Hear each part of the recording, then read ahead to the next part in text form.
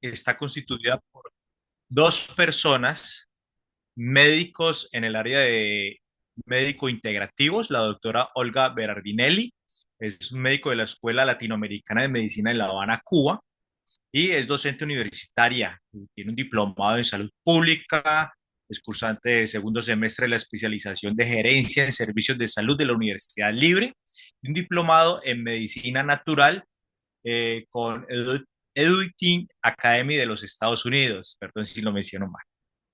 Es correcto, bueno.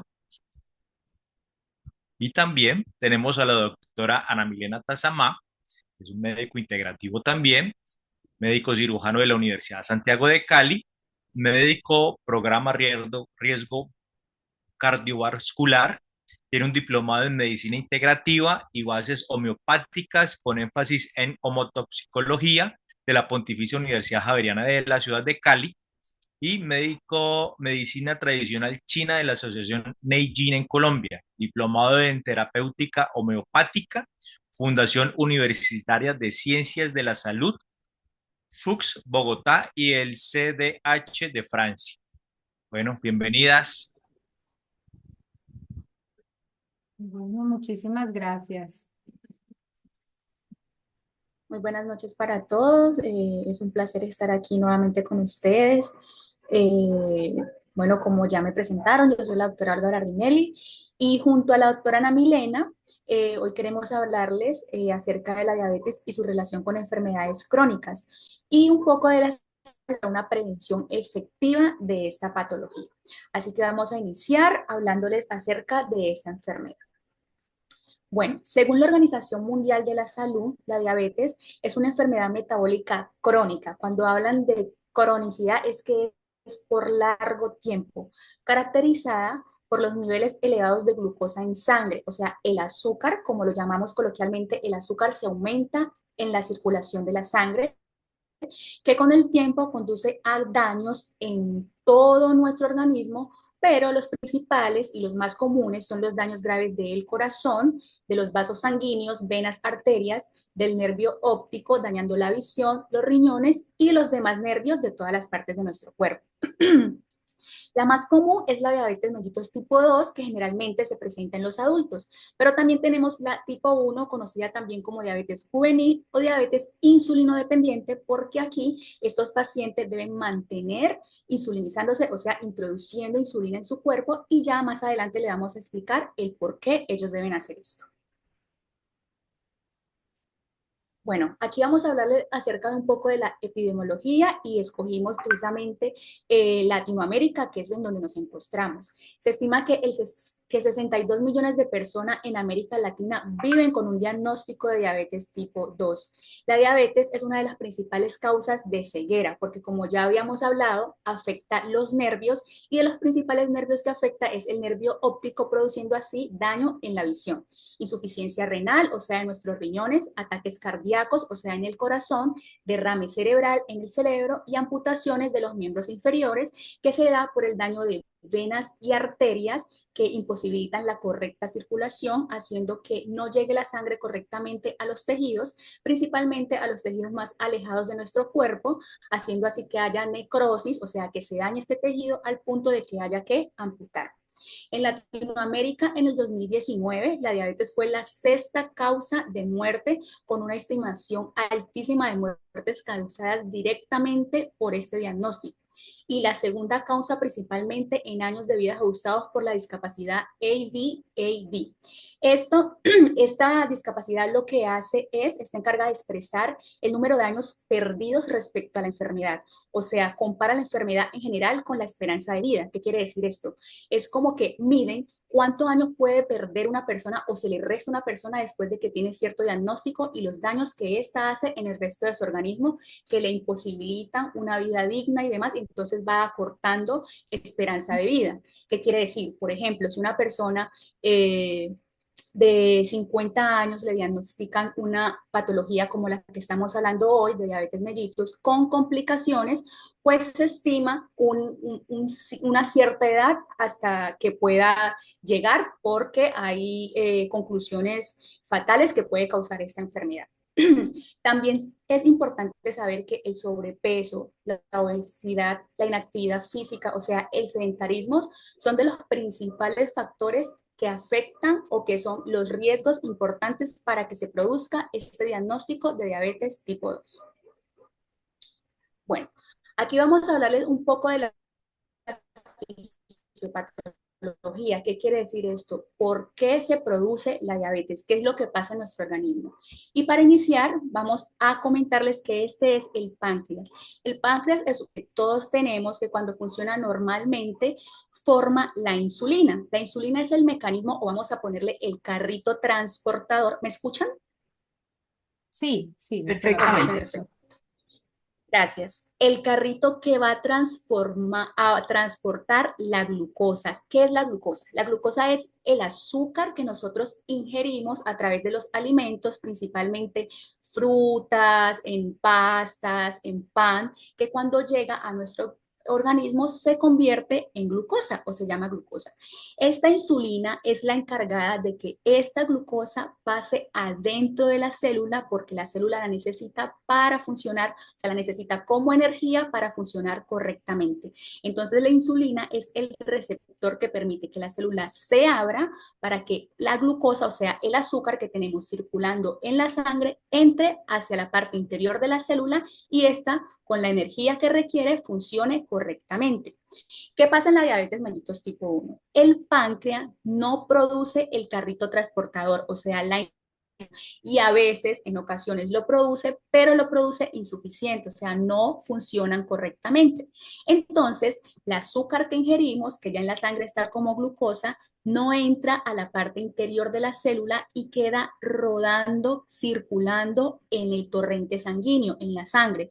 Esto produce que la sangre se ponga pesada, que se vuelva densa, que se produzca placas y que no circule ni llegue a todos los tejidos y las partes del cuerpo, haciendo que estos no funcionen correctamente y produciendo lo que más adelante les vamos a contar. Y esto es lo que pasa en la tipo 1. Por eso los pacientes con diabetes tipo 1 deben sí o sí administrarse insulina para tener este carrito que transporte y haga la función que les acaba de explicar para que la energía por dentro tenga la célula, o sea, que la glucosa en sangre entre a su parte interior y funcione correctamente.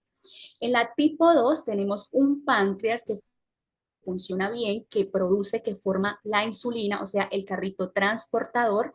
Así que tenemos esta glucosa en la sangre y tenemos esta insulina que va a permitir que la glucosa entre a la parte interior de la sangre. Pero, ¿qué sucede? Sucede que en la mayoría de estas pacientes empiezan a ingerir en muchas cantidades esos alimentos que contienen glucosa, que contienen azúcar. Y vemos acá en este cuadrito qué es lo que está pasando con este tipo de pacientes. Vemos que sí hay insulina, o sea, sí están estos carritos transportadores que están aquí de forma triangular, de color morado. Ellos sí existen y sí están cumpliendo la función de dejar que la glucosa que está aquí de azul pase a la parte interior de la célula, pero como estos pacientes están comiendo mucho, mucho más de lo que debería ser y están produciendo mucha más glucosa en la sangre, la insulina se queda corta. ¿Qué quiere decir? Hay más glucosa de que la insulina, entonces la insulina tiene la forma de que la glucosa entre, pero también se queda mucha más circulando en el torrente sanguíneo, en la sangre. ¿Esto qué hace? Vuelve a pasar lo mismo. Tenemos una sangre densa, tenemos una sangre que circula con mucha dificultad, tenemos una placa que lo hace más difícil aún, unas placas que se forman en las paredes de estos tejidos que lo hacen muy difícil aún.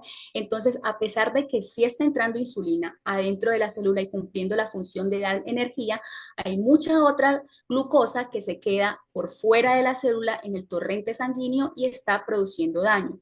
Esto es lo que pasa en los pacientes con diabetes tipo 2. Por eso deben o cambiar su alimentación o administrar algún tipo de medicamento que empiece a aumentar esta insulina o a coayudar para que esta glucosa entre a la célula y pueda hacer su función completamente normal. Además, hoy vamos a contarles muchísimas cosas que también se puede hacer para garantizar que este funcionamiento sea correcto o que si ya ha instaurado un diagnóstico de diabetes sea lo más sano posible o que no tengas tantos efectos colaterales. Ahora vamos a poner un video donde nos van a explicar mucho mejor esto aquí que les acabo de explicar.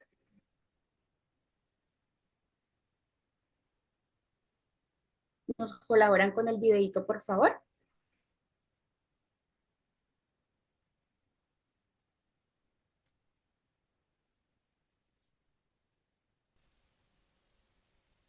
Cuando el estómago ha hecho su trabajo convirtiendo los alimentos en glucosa, la sangre se encarga de repartirla por todas las células. Pero la glucosa solo puede entrar en las células si le ayuda la insulina. La insulina tiene como misión abrir la puerta de la célula para que la glucosa pueda pasar. Listo, entonces ahí vimos rapidito cómo la insulina es el medio de transporte para que el interior de la célula le dé la energía necesaria para que ésta funcione correctamente. Fue lo que les acabé de explicar aquí. Cuando este mecanismo no funciona y la glucosa se queda rodando en la sangre en grandes cantidades por un tiempo prolongado, tenemos un diagnóstico de diabetes.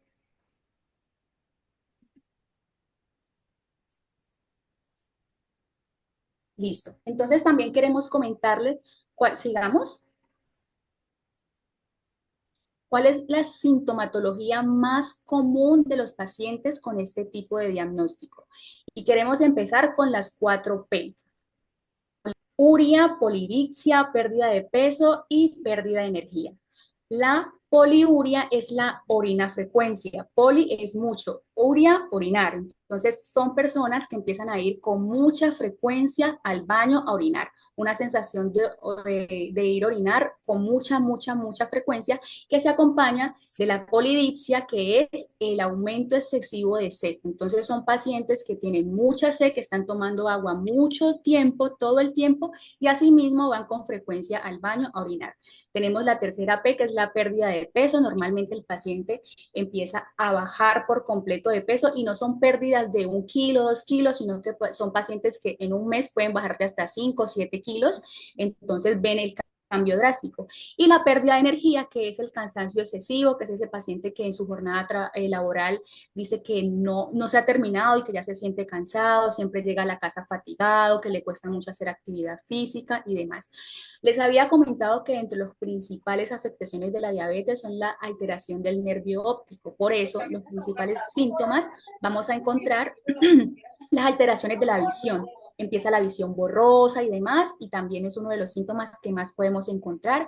Aquí ya hablamos del cansancio y el sueño excesivo. Son pacientes que además de que duermen y descansan, pueden pasar todo un día en cama durmiendo y al levantarse no siente la energía, que no siente que se recuperó, sino que sigue con ese cansancio absoluto.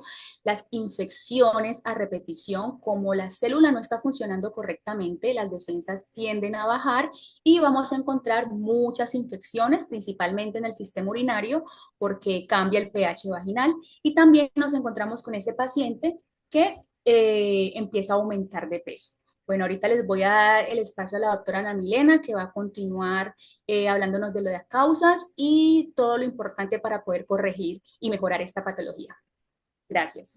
Gracias, doctora Olga. Bueno, pues vamos a hablar también un poco de las causas y de los factores de riesgo para la diabetes tipo 2. Pues la pacientes con colesterol elevado es un factor de riesgo. El sobrepeso también es un factor de riesgo. La hipertensión, ¿sí? El sedentarismo. eh, Perdón, ¿qué me dicen? Ah, espérate, no tengo. Perdón, un segundo que no sé por qué tengo la cámara cerrada. Perdón. Bueno,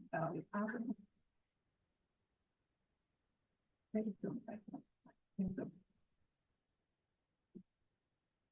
Mm, mm, mm,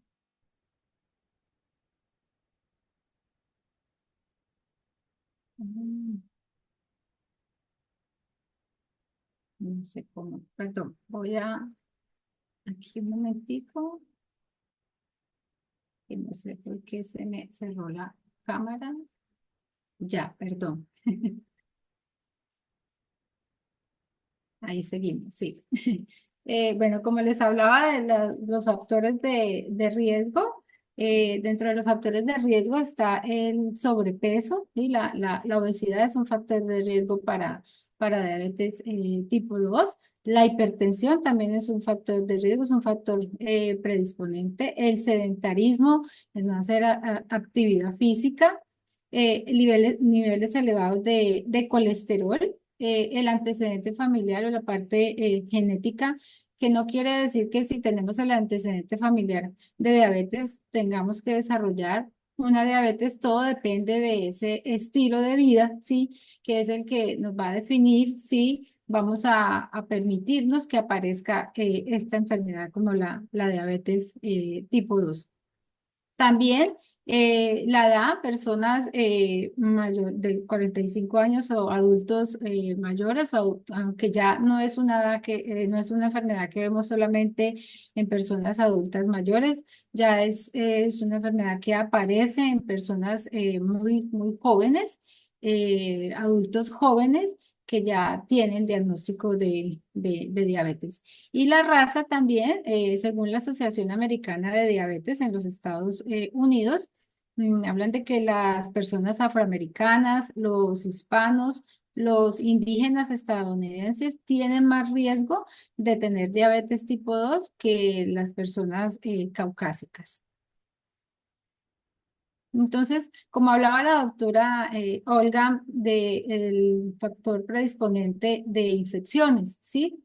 Porque tienen un sistema inmunológico, un sistema de defensas que está comprometido y eso hace que se presenten muchas más infecciones. Pero ¿por qué ocurre esto? Porque hay una inflamación. Sí, la inflamación está asociada a la diabetes. Un paciente cuando tiene un diagnóstico de diabetes es una persona que tiene un proceso inflamatorio, ¿sí? Que tiene una inflamación crónica persistente, latente. Cuando aparece y se hace un diagnóstico de diabetes, no es un diagnóstico que aparece de un día para otro, como lo decíamos, la diabetes está dentro de las enfermedades crónicas y es porque esa inflamación persistente llevó a que se expresara y apareciera la enfermedad. Cada vez que comemos, por ejemplo, alimentos procesados, pues eso está haciendo que se genere muchísima más inflamación y muchísimo más estrés oxidativo.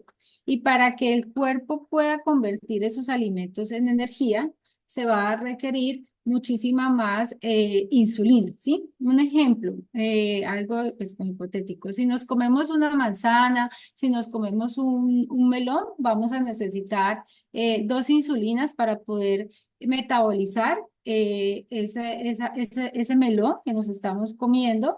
Pero si, por ejemplo, ya no es un melón, sino que vamos a comer un helado de chocolate con leche condensada o una hamburguesa, pues ya no vamos a necesitar solamente 2 insulinas. Se van a necesitar muchísimas más insulinas, 10 a 15 insulinas para poder metabolizar esos alimentos y convertirlos en energía. Entonces, entre más demanda de insulina tengamos, ¿sí? Entonces, eso va a hacer que se genere muchísimo más oxidación, que se genere mucho más ese estrés oxidativo. Pero llega un momento en que el cuerpo no va a ser capaz de poder metabolizar y convertir todos esos alimentos en energía, y entonces esto va a hacer que empiece a favorecerse esa acumulación y ese depósito de grasa que se va quedando en nuestras células y eso va a favorecer que ese estrés oxidativo y esa oxidación se aumente muchísimo más. ¿Y qué ocurre? Eso va a llevar a que esos palitos de insulina, como los veíamos en el video, pues no puedan abrir las puertas de las células para que la glucosa entre.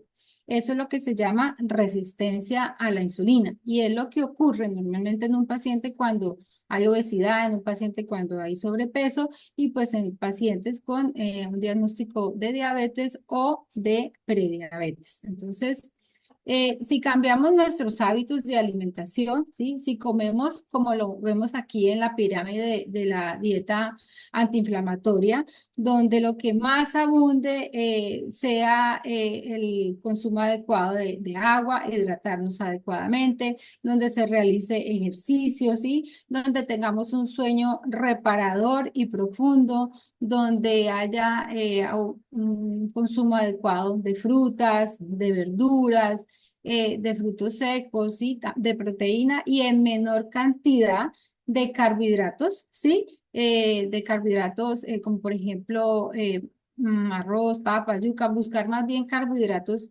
integrales, pues eso va a ayudarnos a que podamos modular esa inflamación y a disminuir este estrés oxidativo. Por eso es muy importante por ejemplo, cómo controlar los niveles de glicemia en ayunas, que encontramos muchas glicemias alteradas en ayunas, ¿sí?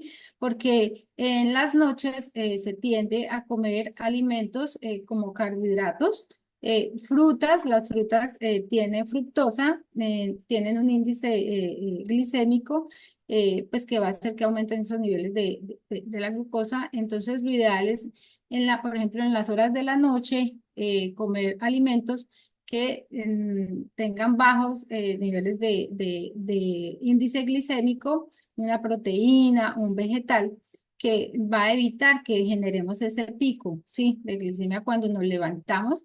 Y más porque pues vamos es a descansar, ¿sí? O sea, el cuerpo va a entrar en reposo, entonces va a ser mucho más difícil metabolizar toda esa energía. Entonces, eso va a llevar a que tengamos glicemias alteradas en ayunas y también a que se favorezca ese depósito y esa acumulación de grasa. Entonces, la diabetes tiene que ver mucho con el estrés oxidativo, ¿sí? Cuando hay una hiperglucemia, y que es cuando encontramos niveles altos de glicemia en sangre, de la glucosa en sangre, primero que todo, pues bueno, hay varios cambios que ocurren y es que pues la parte de la oxidación disminuye, o sea, hay mucho más exceso de oxidación como lo hablábamos ahorita. También hay un aumento en la vía del poliol. ¿Qué significa esto? Y es que el sorbitol es un alcohol de azúcar, ¿sí? Que es de sabor dulce y que el cuerpo humano lo metaboliza lentamente, pero cuando hay hiperglicemia, él aumenta. También hay un aumento de la glicación proteica. ¿Qué significa esto? Que es que hay un aumento en la producción y en la acumulación de ácidos grasos esenciales en los tejidos. Y esto pues ocurre en la diabetes y también ocurre en el envejecimiento. Y esto también hace que los antioxidantes disminuyan, ¿sí? Aumenta más todos los factores oxidativos, que son varios a nivel enzimático, y esto lo que hace es aumentar ese estrés oxidativo. Y si aumenta ese estrés oxidativo, ¿qué ocurre? Varios cambios ocurren. Ahí hay menos vasodilatación, ¿sí? Disminuye el óxido nítrico, que es el encargado de dilatar la parte de todas nuestras arterias, entonces disminuye esa vasodilatación, disminuye el flujo sanguíneo, también hay alteraciones a nivel de la coagulación, disminuye la oxigenación a nivel de todos los tejidos y esto es lo que hace que ocurra en tantas complicaciones en una persona, un paciente con diagnóstico de diabetes. Esto es lo que lleva a una nefropatía, a una neuropatía, a daño a nivel de los ojos, ¿sí? Una retinopatía diabética y pues muchas vasculopatías. Doctora, Entonces, ¿sí? no estamos viendo su presentación. ¿No? Ay, ¿cómo sí? Espérame. No sé qué pasa. ¿Esta imagen la están viendo? A ver, acá. No, solamente vemos tu rostro. Ay, no puede ser. Qué pena. Espérame. ¿Por qué? Ay, Dios. Aquí.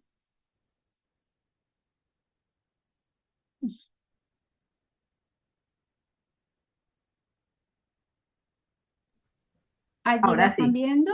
ahora sí. Ah, y entonces la de la pirámide no la vieron. Bueno, esta era la pirámide de la que les hablaba, de la dieta antiinflamatoria, ¿sí?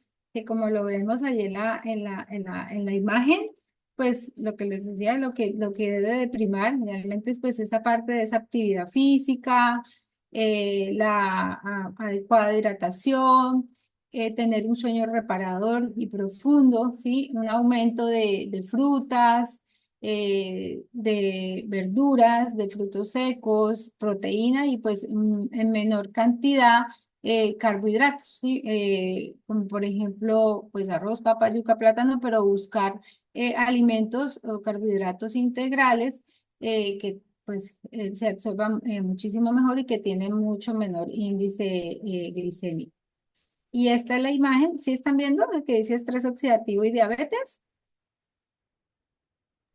Estamos ya viendo tu presentación, sí. Sí, bueno, perfecto. Bueno, y esta era la imagen de la que les estaba hablando de lo que ocurría en la hiperglicemia, ¿sí? Cuando hay un aumento elevado de la glicemia, que aumenta esa parte de la oxidación, hay mucha más oxidación, aumenta esta vía del poliol, que es cuando les hablaba del sorbitol, que es un alcohol de azúcar, que es de sabor dulce y que el cuerpo humano metaboliza, pero lo hace de una forma lenta, pero cuando hay hiperglicemia está aumentada.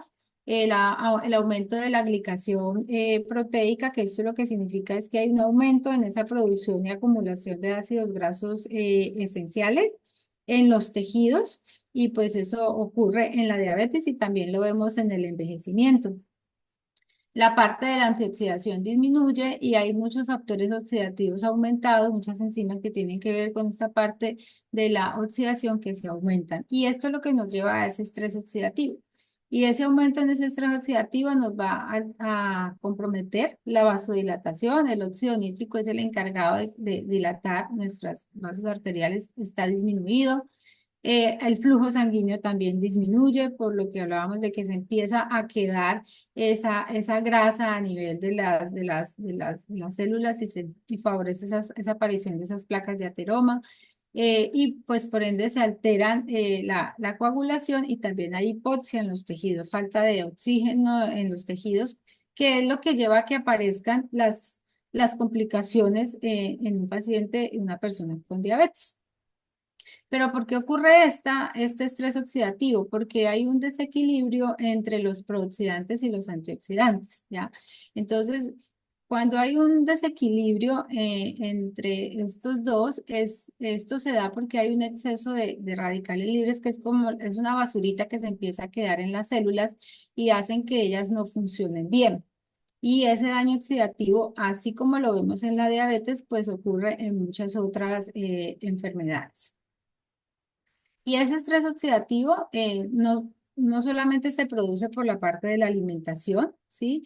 También hay muchísimos factores que nos alteran nuestras células y nuestro ADN, como son las radiaciones, el tabaquismo, la contaminación a la que estamos expuestos, lo que hablábamos del sedentarismo, también el deporte excesivo produce ese estrés oxidativo porque también genera inflamación y múltiples procesos inflamatorios. Entonces, ese estrés oxidativo nos altera las células, pero también nos altera nuestro ADN.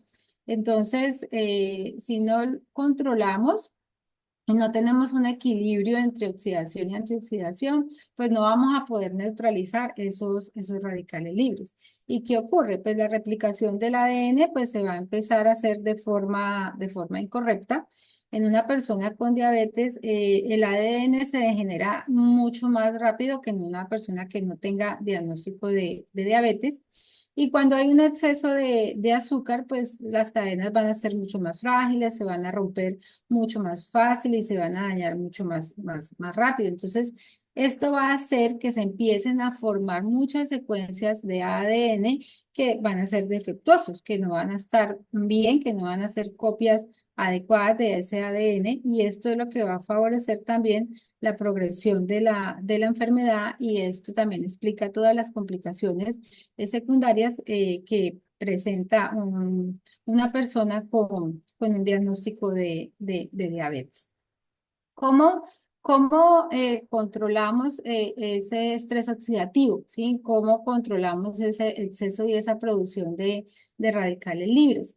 Resulta que nosotros tenemos unos antioxidantes tanto endógenos como exógenos. Los antioxidantes exógenos nos ayudan no los encontramos en nuestros alimentos, ¿sí? En las frutas, en las verduras, pero tenemos antioxidantes endógenos, ¿sí? Que se producen dentro de nuestra célula y esta noche vamos a hablar del antioxidante maestro, que es uno de los principales antioxidantes dentro de nuestra célula, que es el glutatión. El glutatión es un antioxidante, es una proteína que está dentro de nuestras células y para que ese glutatión se forme dentro de nuestras células, nosotros necesitamos brindarle los precursores, ¿sí? El glutatión, como les decía, es un tripéptido, se forma por 3 aminoácidos, la glicina, el ácido glutámico y la cisteína. Los tres los encontramos en nuestros alimentos, pero ¿qué ocurre con la cisteína? La cisteína es termolábil, entonces cuando nosotros cocinamos nuestros alimentos, la cisteína se pierde. Por eso se va disminuyendo este antioxidante maestro, este glutatión dentro de nuestras células. Entonces, y inclusive la cisteína actúa como pegamento con esos otros 2 aminoácidos, entonces ya ellos tres unidos entran a la célula y empiezan a producir el glutatión. Por eso es muy importante nutrirnos inteligentemente y buscar nutrientes que nos brinden esos antioxidantes y principalmente la cisteína. Tenemos este donador de cisteína que es el inmunocal. El inmunocal es un nutriente, es un alimento, ¿sí? Que nos brinda esa cisteína. Cuando una persona toma inmunocal, ¿sí? El inmunocal equivale a 9 a 10 gramos de proteína y el tipo de proteína que contiene el inmunocal es una proteína de alto valor biológico, ¿sí? Porque es una proteína natural, sin químicos, y lo que contiene es cisteína que como les explicaba, actúa como pegamento para que junto con la glicina y el ácido glutámico entren a la célula y empiecen a aumentar esos niveles de glutatión. Entonces, ¿qué va a hacer este glutatión dentro de nuestras células? Se va a encargar y va a empezar a limpiar esa mugre, ¿sí? Que vamos teniendo en nuestras células y nos va a ayudar a eliminar ese exceso de esos radicales libres y esto lo que va a generar es que podamos disminuir ese estrés oxidativo que, como vimos, ocurre en una persona con diabetes.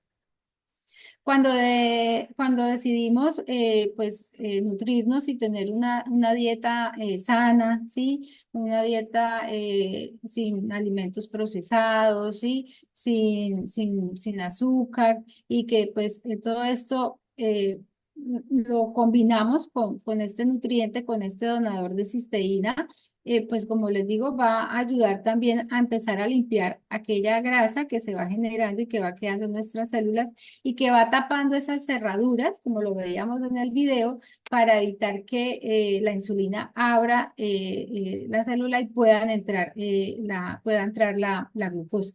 Entonces, si este antioxidante nos brinda esa posibilidad, pues es una forma de complementar, ¿sí? Con los tratamientos convencionales que se deben de llevar, los hipoglicemiantes orales, y por ejemplo en los pacientes con diabetes tipo 1, que requieren uso constante de su insulina, porque eso va a hacer que las células pues empiecen a funcionar mucho mejor, los tejidos y los órganos.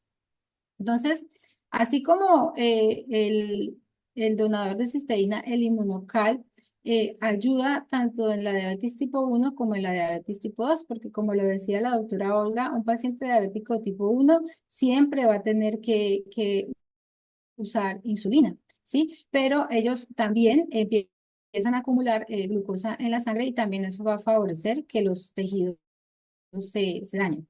Entonces, el usar el donador de cisteína, el tomar el inmunocal en la diabetes tipo 1 y en la diabetes tipo 2 va a disminuir el estrés oxidativo que tienen los pacientes con este diagnóstico y pues de esa manera pues va a mejorar su calidad de vida y va a disminuir también muchas complicaciones. Entonces, nutrirse inteligentemente, que es lo que tenemos que buscar, sí, aparte de lo que hablábamos de estilo de vida, alimentación, manejo del estrés, es buscar nutrientes que nos nutran de forma inteligente y lo hagamos de forma inteligente. Entonces, pues, como les digo nuevamente, se va a disminuir ese estrés oxidativo en todas las células y los tejidos y pues esto va a mejorar la calidad de vida de un paciente o de una persona con diagnóstico de diabetes y pues va a evitar y a prevenir muchas complicaciones. Muchísimas gracias.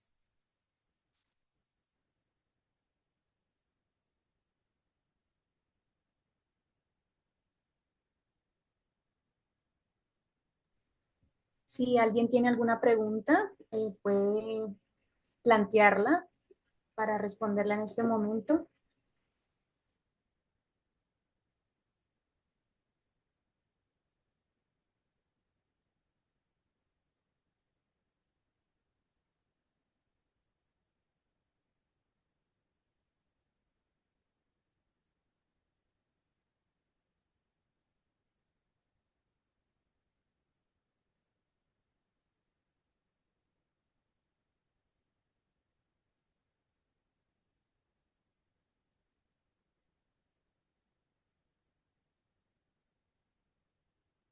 Una pregunta ahí en el chat. Dice el señor Luis Parra que pregunta que cada cuánto se puede tomar el inmunocal. Buenas noches, don Luis. Bueno, el inmunocal se puede tomar, para tomar el inmunocal no necesariamente hay que tener un reto de salud, ¿sí? En este caso, por ejemplo, que estamos hablando de diabetes, ¿sí? Lo más importante es hacer mantenimiento de nuestra salud, poder prevenir y contrarrestar ese estrés oxidativo, que igual así no tengamos un diagnóstico de diabetes, pues todo lo tenemos un nivel de estrés oxidativo por todo lo que hablábamos de la contaminación y por muchísimas otras cosas. Entonces, si queremos hacer mantenimiento de la salud, también se debe de tomar el inmunocal y se puede tomar el inmunocal. Lo ideal es, si queremos hacer mantenimiento de la salud, tomar mínimo dos sobres, la presentación viene en sobre, tomar mínimo 2 sobres de inmunocal en el día, ¿sí?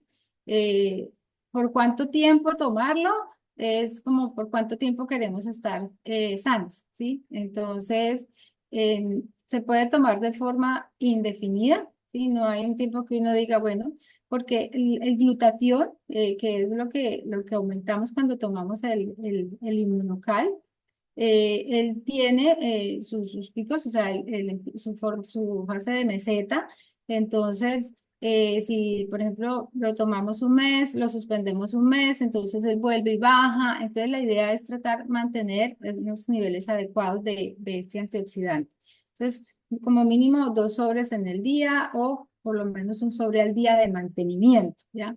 Si ya hay algún reto de salud, ¿sí? Si hay un reto de salud que se tenga muchísimo más estrés oxidativo, ¿sí? Que haya muchísimo más estrés oxidativo, pues el inmunocal, como no es un medicamento, sino que es un alimento, ¿sí? No tiene una dosis tope, ¿sí? Uno se puede tomar 3, 4, hasta 6 sobres de inmunocal en un día, ¿sí?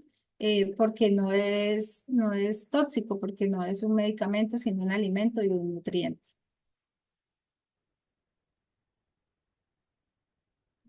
Hay otra pregunta, doctoras, que dice, pregunta Alejandro Gómez, ¿cómo actúa el inmunocal en una persona con diabetes? No, la doctora Ana Vilena estaba hablando de eso exactamente.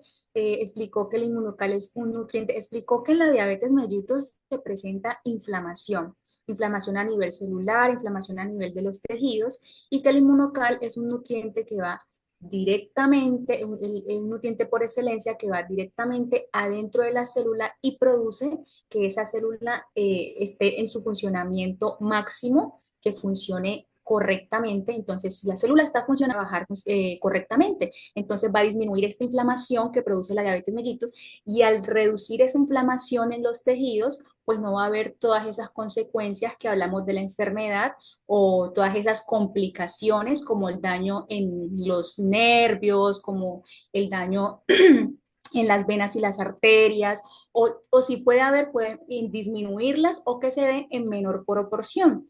No sé si la doctora quiere aumentar un poquito más acerca de esto o aclarar. Sí, lo que hace básicamente el inmunocal es que actúa también en la inflamación, ¿sí? El glutatión, que es el antioxidante maestro, como les explicaba, que se produce dentro de nuestras células, cuando aumentamos los niveles de glutatión en nuestras células, estamos fortaleciendo el sistema inmunológico, ¿sí? Porque es alimento para el sistema inmune.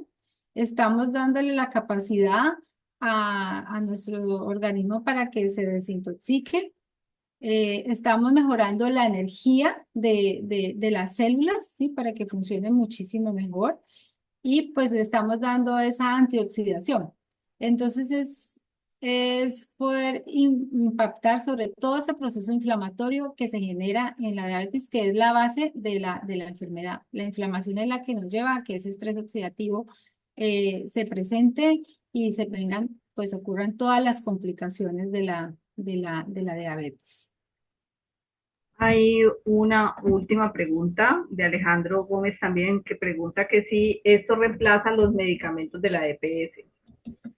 A ver, no es que tú vayas a decir, yo hoy quito mis medicamentos y empiezo a tomar Inmunocal. No es como debe hacer. Pero cuando tú empiezas la toma periódica y continua en el tiempo de Inmunocal y tu célula empieza a trabajar correctamente y todo esto que la doctora está explicando de la inflamación se va, pues tú estabilizas ese estado de enfermedad en tu cuerpo y al estabilizarlo en compañía de tu médico, tus exámenes van a salir bien y sí, puede llegar el momento, de hecho llega el momento en que se te van a retirar los medicamentos porque tu organismo empieza a trabajar correctamente.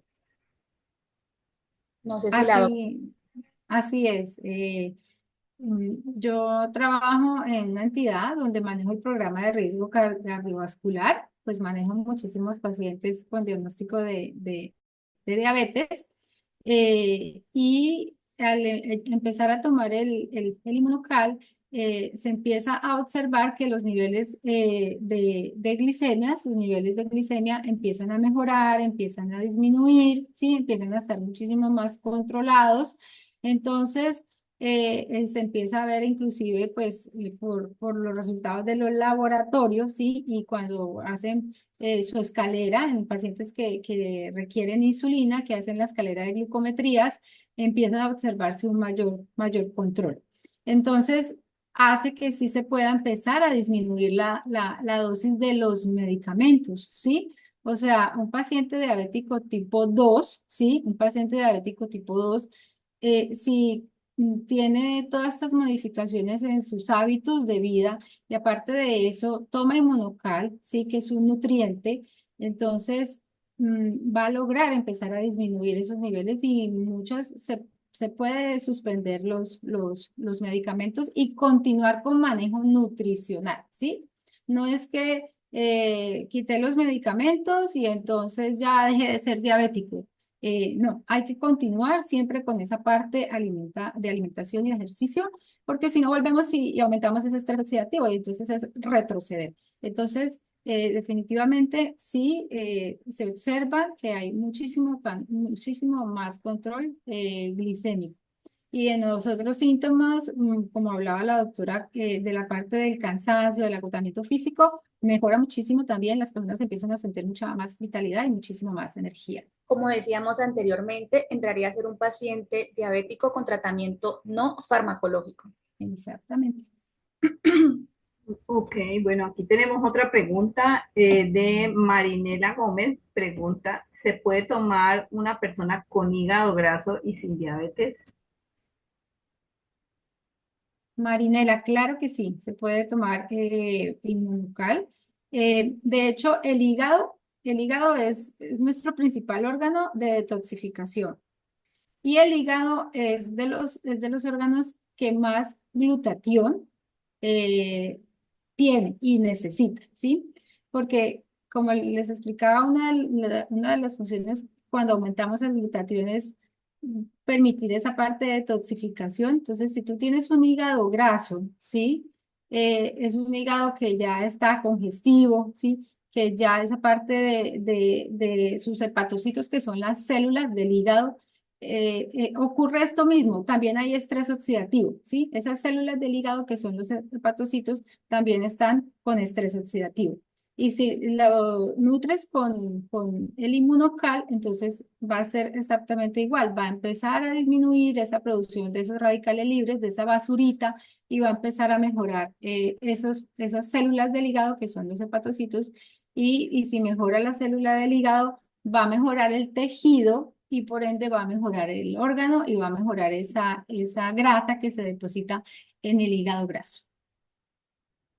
Tenemos otra pregunta de Katy Juliet de Ávila. Pregunta, ¿a partir de qué edad es recomendable tomar el inmunocal? Bueno, el inmunocal se puede tomar a cualquier edad, porque como les decía, no es un medicamento, es un nutriente, ¿sí? Se puede tomar a cualquier edad, se toma inclusive niños a cualquier edad, mujeres embarazadas, mujeres que están lactando, dependiendo la edad. Por ejemplo, si queremos darle inmunocal a un niño de 3 años, por ejemplo, para hacerle mantenimiento de su salud, no porque tenga algún reto de salud, entonces en los niños se ajusta, eso sí, la cantidad. Entonces se les da medio sobrecito, ¿sí? Al día, según la edad, se ajusta la cantidad. Porque con inmunocal no hablamos de dosis porque no es un medicamento, sino un nutriente. Entonces uno habla de qué cantidad del sobre hay que tomar y darle. Si ya es un niño que tiene algún reto de salud, se puede aumentar la cantidad de toma de inmunocal. Pero sí se puede dar en todas las edades. Como es un nutriente, no hay efectos colaterales. Y bueno, por ejemplo, si es un niño que hace actividad física, también se puede utilizar para mantener sus niveles de energía y pueda estar bien en su deporte que practica. Y en los ancianos, como decía la doctora, en las lactantes, embarazadas, no hay ninguna contraindicación.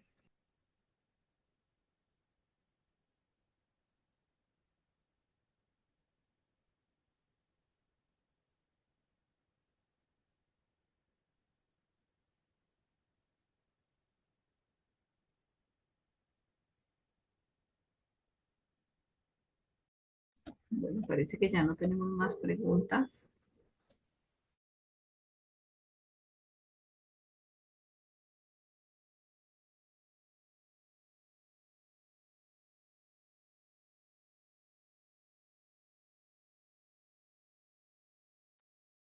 Con muchísimo gusto, Dumber.